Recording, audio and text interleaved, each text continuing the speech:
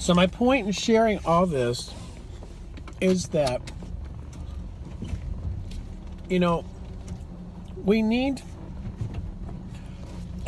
even Jesus said, and I'm not saying that there are some people who offend just to be offensive, just because. But I think that by and large, if you look around this country, people want justice and fairness. They want people to be treated equally. They don't want, there to be racism. They don't want bigotry. Are there punks? Are there jerks? Of course there are. They're everywhere. But I would have to say there's a vast minority, and it depends on what you call racism and bigotry. I mean, religious beliefs, I'm talking about, there are radical religious beliefs that, like, for example, that jeopardize a person's right to life, as in cutting off heads and horrible, violent acts that actually are crimes against humanity. But if somebody is not for a certain lifestyle, whatever, that's not crime against humanity. That's a belief. I'm talking about the extreme where it's like, okay, I'm saying we need to really realize that, number one, people in their hearts, I'm not saying everyone is righteous and perfect, because even, the Bible says that the heart is deceitful above all things and desperately wicked. All of us are born with inherent evil in us. We are. We do things that are wrong. We are disobedient.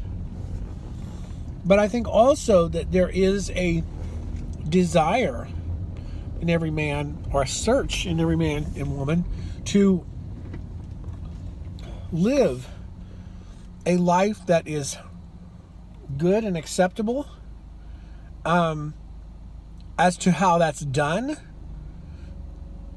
there are so many differences of opinion on that. I know what I believe is that only is found through a relationship with God through His Son Jesus Christ.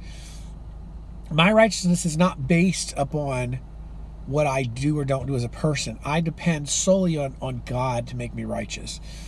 And then in turn, He makes me do the things that are pleasing and good and right and holy with Him and with men. We all have flaws. But I think we need to get to a point where we realize that society as a whole is not really out to get us all the time. Every time where we turn, oh, that's racist. Oh, that's that. Oh, it's because I'm this color. No, it's not.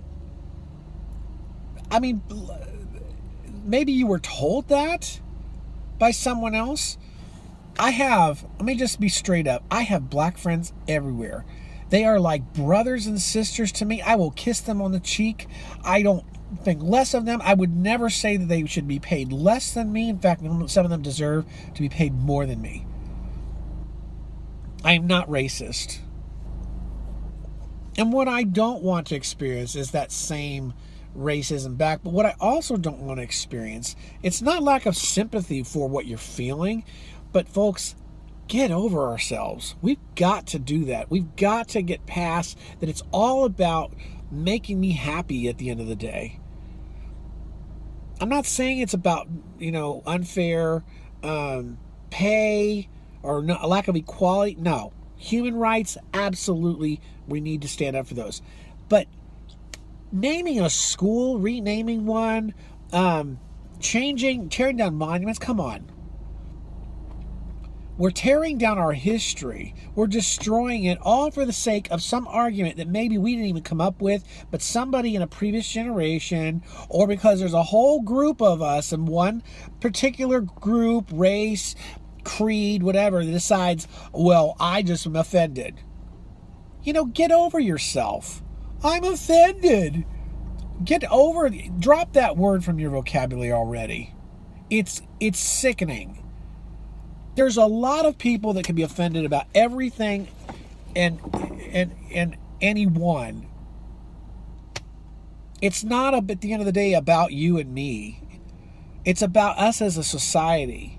Ultimately, it's about us and God. But get over yourself. Jesus, what I was saying earlier, Jesus said, I'm going to end with this. Jesus said, does this offend you? He was saying things in terms of context of things that people should do to serve God. I think maybe it was when he said, if you eat my flesh and drink my blood. And people took that literally like, oh no, I don't want to eat your flesh and drink your blood. That's gory or whatever. And he said, does this offend you? My point was, he didn't stop from saying what he truly knew was the truth just because someone got offended. And my point is this, that there's a principle here. Telling what is right and doing what's right is not contingent upon whether someone else feels offended or not. We can all get offended. But we need to realize that this is not about personal offense. Okay? And it's time to stop being offended all the time because it's turning us into weirdos in this country. We're starting to do stupid things, tearing down monuments or talk of it, renaming places, please. Where does it stop? And I think it needs to stop here and now. It's not a lack of love. It's not a lack of understanding. It's not racism. But it's ridiculous. Okay? And wake up, slap yourself on the face, snap out of it, and realize, you know what? This is history. It's amoral. It happened. Tearing it down and tearing down. And there's another quote, and I'm going to end with this, and that is, those who forget the past are condemned to repeat it. Those who forget the past are condemned to repeat it. If you wipe our history books clean and take it out and pretend it never happened, that does not mean racism and bigotry that you're worried about isn't going to happen again. Because generations repeat the same mistakes over and over and over again. Look throughout history, you can see it. And if you want to forget history because it's offensive to you, that does not mean those same behaviors, because that's the nature of man, are not going to ever creep up again. But it doesn't mean everybody is that. And it doesn't mean that I'm that. And if you're from another race or faith or whatever, I love you in God. And I want us to be brothers and sisters. But we can't be brothers and sisters if we're constantly getting offended about everything and that somebody did this to me. Get bigger than that. That's called outward locus of control. Get inward and say, what can I do to make a difference and show love and be an example of what it should be like rather than screaming about how offended we are. I hope you can understand the heart of which I'm saying this. I love you. You can comment if you wish. I won't always respond. I may not change. I won't necessarily change my mind on what I've said. Have a great day.